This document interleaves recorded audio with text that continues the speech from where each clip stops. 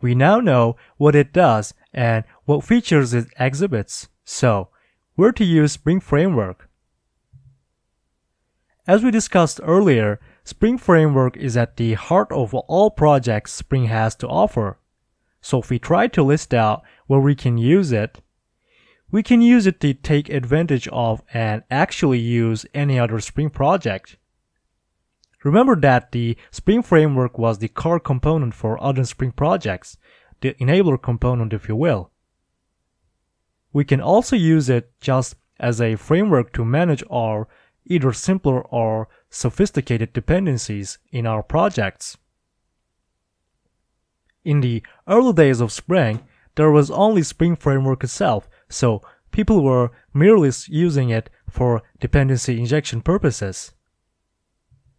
We can use it to avoid complexities of developing a plain old Java EE application with specifications such as Enterprise Java Beans and Java Server Faces.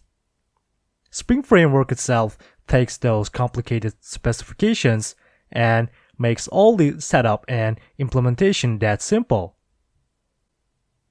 Let's suppose you're developing for the cloud and your language of choice is Java. In that case, Spring Framework becomes your best friend because otherwise you won't be having all those cool dependency injection and management features of Spring, and you would need to manage WAR files and deployment descriptors. Spring takes care of all that.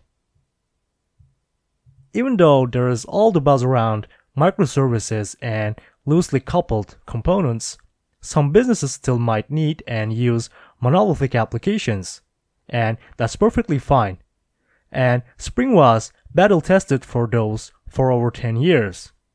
You can develop a Spring Web application and put AngularJS, React.js, the framework of your choice, and boom! You can just run them all with a single deployment. These are the most preferred and popular use cases of Spring Framework. Of course, you can get creative and do more than these, and I encourage you to do that. Alright, to talk about what Spring Boot is, I'll be seeing you in the next section.